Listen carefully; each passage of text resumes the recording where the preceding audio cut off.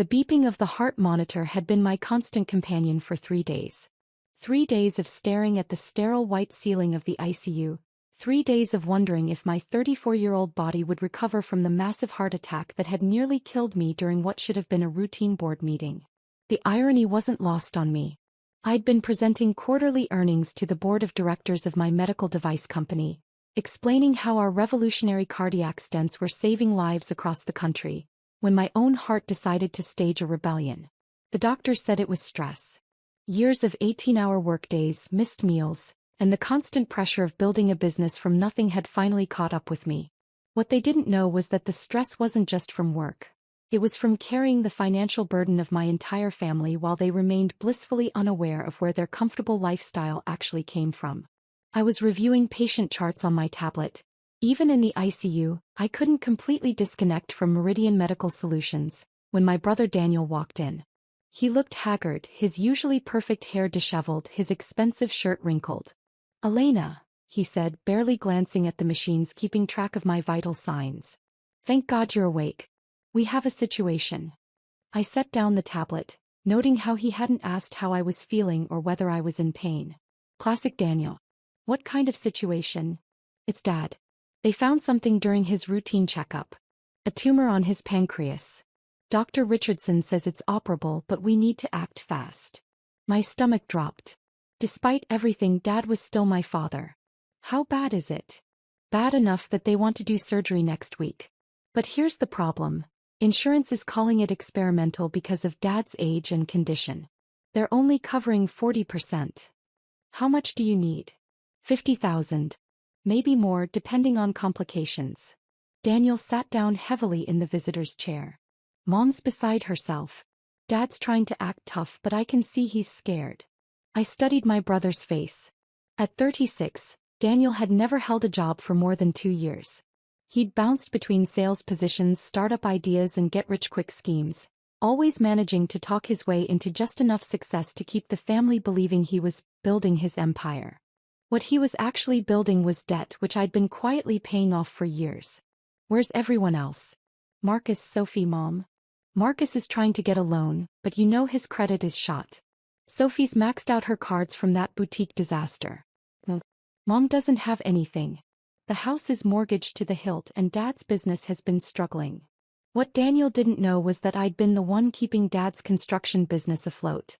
For 3 years I'd been funneling money through shell contracts, making it look like Dad was landing bigger jobs than he actually was. I couldn't bear to watch him lose the company he'd spent 30 years building, especially when I had the resources to help. "Daniel, you said I'm the only one with money.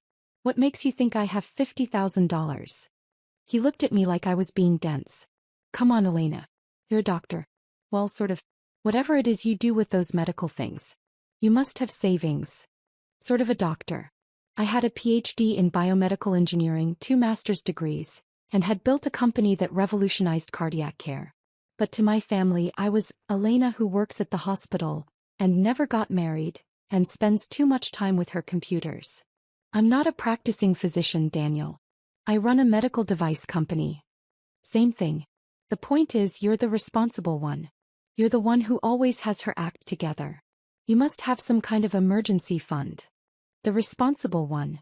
The one who always had her act together." If only he knew how much I'd been holding together, not just my own life but all of theirs. "I need to think about it," I said. "Think about it?" Daniel's voice rose. "Elena, this is Dad we're talking about. He could die if we don't do this surgery." "I understand that. But I just had a heart attack, Daniel. I'm still processing everything." "Right, sorry." He had the grace to look embarrassed. "How are you feeling, by the way?" "Like I almost died 3 days ago." "But you're okay now, right? I mean, you're talking and everything." I wanted to laugh, but it would have hurt too much. This was Daniel in a nutshell, surface-level concern followed immediately by what he needed from me. "I'll handle it," I said finally. His face lit up with relief. "Really? You can get the money?" I said, "I'll handle it. Elena, you're a lifesaver. Literally. Dad's going to be so relieved." He stood up, already heading for the door. "Should I tell him it's coming from you?" "No," I said quickly. "Don't tell anyone where the money's coming from. Just tell them it's been handled." "Why not?" He should know his daughter came through for him. Because if they knew I had $50,000 sitting around, they'd start wondering what else I had. And then the requests would never stop. Just trust me on this, Daniel. The money will be there.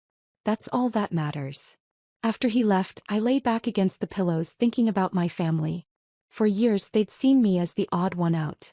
While Daniel charmed his way through life and Sophie pursued her creative dreams and Marcus chased one business venture after another, I'd buried myself in research and development.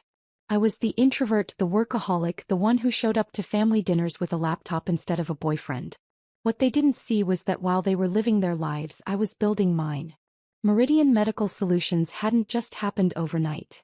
It had taken 8 years of brutal work, failed prototypes, rejected grant applications, and more sleepless nights than I could count. But it had paid off in ways they couldn't imagine. Last year's revenue was $47 million. This year we were on track for $68 million. The company employed over 200 people and our devices had saved an estimated 12,000 lives in the past 3 years alone. But to my family, I was still just Elena who worked with medical stuff and lived alone with too many cats. I had one cat, by the way, Schrodinger. He was excellent company. I picked up my phone and called my CFO, Maria Santos. Elena, how are you feeling? Don't you dare tell me you're thinking about work right now. I'm feeling better. And I'm not calling about work exactly. I need you to handle something personal. What do you need? I need you to contact Cedars-Sinai Hospital's billing department. My father, Robert Vasquez, is scheduled for pancreatic surgery next week. I want to pay for everything insurance doesn't cover, but I need it to be anonymous. How anonymous? Completely. As far as the family knows, some kind of charity or grant came through. Can you set up something through the foundation? The Meridian Foundation was our charitable arm, focused on providing medical care to underserved communities. This wouldn't technically be outside our mission. Consider it done. Anything else? Actually, yes.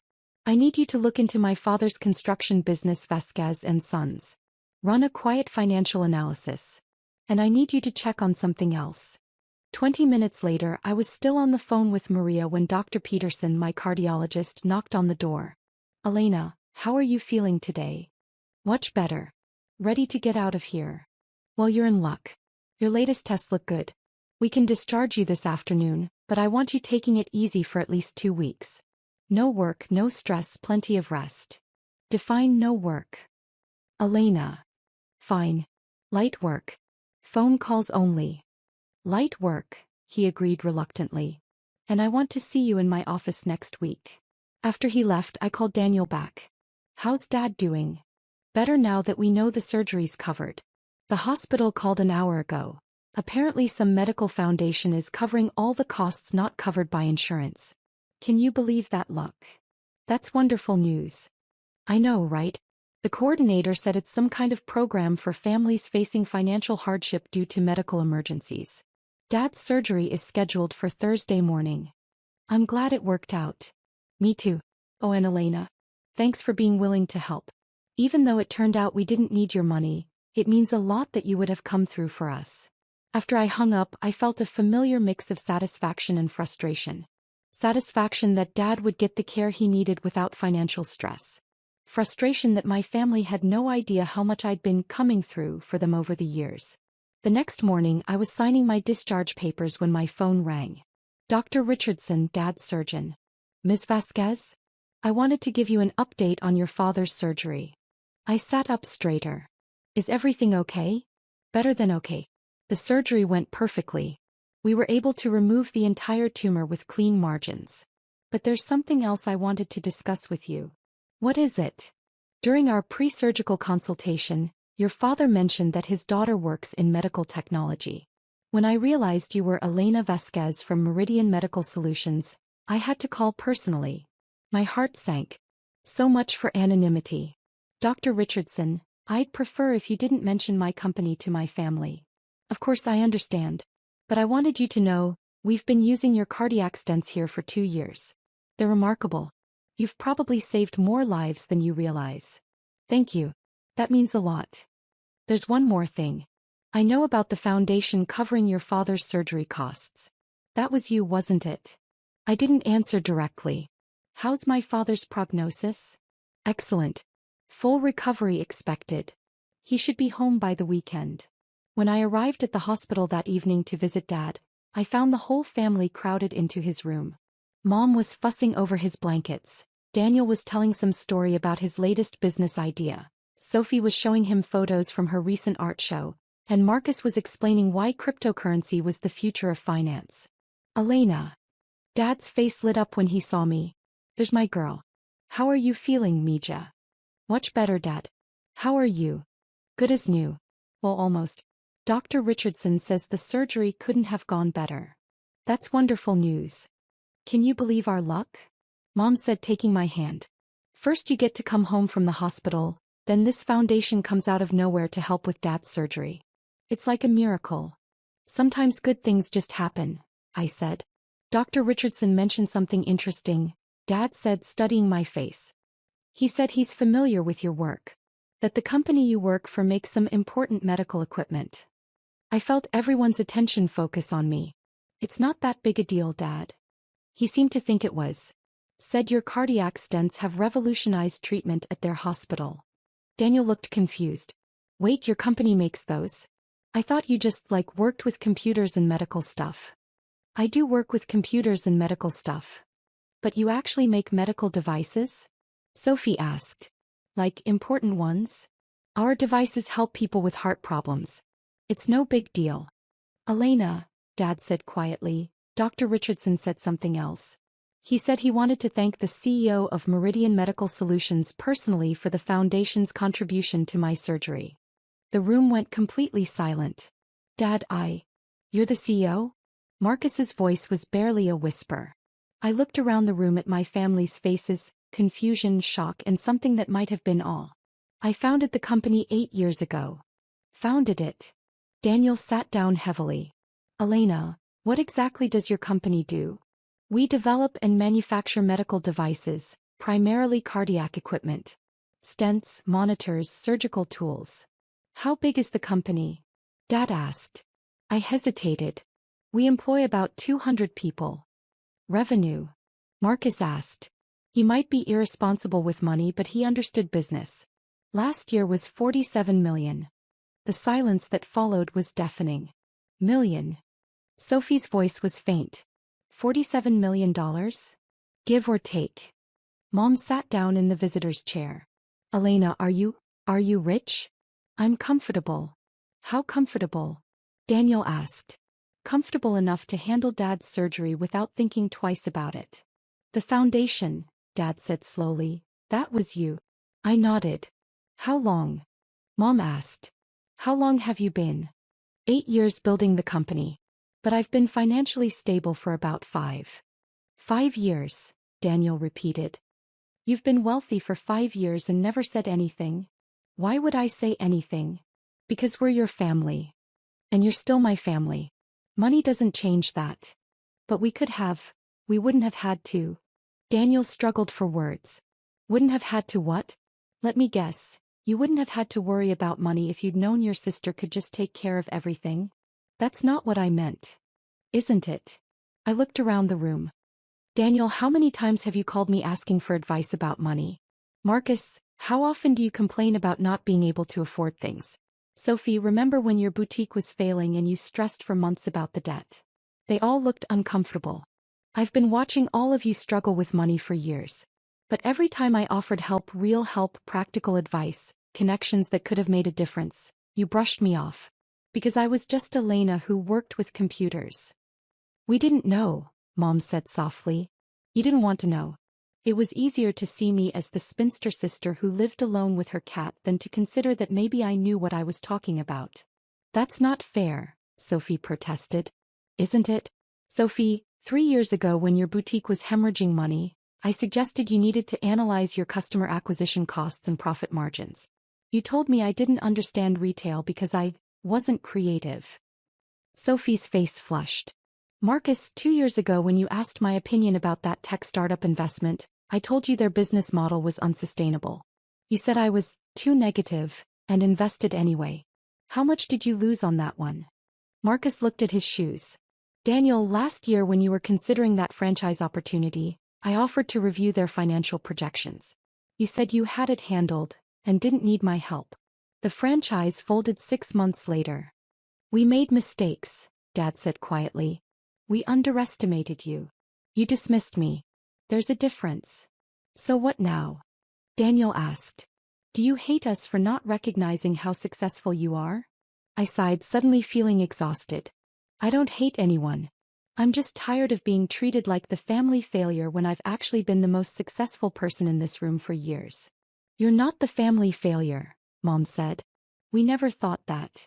Mom, at Christmas last year, you introduced me to your friends as my daughter Elena. She's still figuring herself out. I'm the CEO of a $47 million company. I think I've figured myself out. The room was quiet except for the beeping of Dad's monitors. I'm sorry, Dad said finally. We're all sorry. We should have paid more attention, should have asked better questions, should have taken you more seriously. I don't need apologies, Dad. I need respect. I need you to stop treating me like the odd one out and start recognizing that maybe, just maybe, I know what I'm doing with my life. What can we do? Mom asked. How do we fix this? Start by stopping the assumptions. Stop seeing me as the sister who never got married, and start seeing me as the sister who built a successful company. Stop thinking of me as someone who needs guidance and start recognizing that I might be the one who can offer it. And the money? Daniel asked hesitantly. What about it? I mean, if you have that much money, does that change things between us? I studied his face, looking for signs of dollar signs in his eyes. It changes things if you let it change things. My money is my money. I'll help family when I choose to help for reasons I choose. But I won't be anyone's personal ATM. That's fair, Marcus said. Is it? Because I've actually been everyone's personal ATM for years. Daniel, who do you think has been covering your credit card payments when you fall behind? Marcus, where did you think that consulting income on your taxes was coming from? Sophie, how do you think your student loans got paid off early? They all stared at me. The difference is now you know about it. Now we can have honest relationships instead of me secretly taking care of everyone while you all think I'm the unsuccessful one. Dad reached for my hand. Elena, Mija, I'm proud of you. I'm proud of what you've built and I'm sorry we didn't see it sooner. I'm proud of you too, Dad. You raised me to work hard and solve problems. That's exactly what I did. 3 weeks later, I was back in my office at Meridian Medical Solutions, reviewing plans for our next product line when Maria knocked on my door. Elena? Your brother Daniel is here to see you. I looked up, surprised. Send him in. Daniel entered my office looking around with obvious amazement. Floor-to-ceiling windows overlooked the city, awards and patents lined the walls, and my degrees were prominently displayed behind my desk. Wow, he said. This is, wow. Is everything okay? How's Dad? Dad's great. Full recovery just like Dr. Richardson predicted. Daniel sat down across from my desk. I actually came to talk about something else. What's that? I've been thinking about what you said at the hospital. About offering guidance and us not taking you seriously. I was wondering, would you be willing to look at a business plan? I raised an eyebrow. What kind of business plan? It's different this time. Not some get-rich-quick scheme or franchise opportunity. I want to start a medical equipment sales company, representing smaller manufacturers who can't afford their own sales teams. That's actually not a terrible idea. Medical equipment sales can be very lucrative if you understand the industry. That's the thing, I don't understand the industry. But I'm good at sales and I'm good with people. I was hoping maybe you could teach me about the medical side. I studied his face. He seemed sincere, more focused than I'd seen him in years. You want me to mentor you? I want my successful sister to help me learn how to be successful too. If you're willing. For the first time in our adult relationship, Daniel was asking for my expertise instead of my money. I'd be happy to help, I said. But I have conditions. Name them. First, this is a mentoring relationship, not a financial investment. You fund your own startup. Second, you do the work. I'll provide guidance and connections, but you have to prove you're serious. Third, no special treatment because you're my brother. If your business model is bad, I'll tell you. Deal. Good. Send me your preliminary business plan by Friday. We'll start there. As he was leaving, Daniel turned back. Elena? Thank you. Not just for this but for everything. for Dad's surgery, for the money you've been quietly sending us over the years, for putting up with us not appreciating you. You're my family, Daniel. That's what family does. Yeah, but you've been doing more than your share. Maybe. But now we can start fresh. Equal partnership, honest communication. I'd like that. 6 months later, Daniel's medical equipment sales company landed its first major contract. Sophie had enrolled in business classes and was planning to reopen her boutique with a sustainable business model. Marcus had started a legitimate consulting firm focusing on small business development. Me. I was still the CEO of Meridian Medical Solutions, still saving lives through innovation, still living with Schrödinger in my penthouse apartment. But now, finally, my family saw me for who I really was. Sometimes it takes a crisis to show people what was there all along. In our case, it took a heart attack and a cancer scare to reveal that the family failure had actually been the family success story all along. But the best part wasn't that they finally recognized my achievements. The best part was that they finally started recognizing their own potential. Because once they stopped seeing me as lesser, they started seeing themselves as capable of more. And that, I realized, was the greatest gift I could have given them. Not my money but my example. Not my financial support but my belief in their ability to succeed on their own. Family isn't about carrying each other. It's about believing in each other enough to let everyone carry their own weight.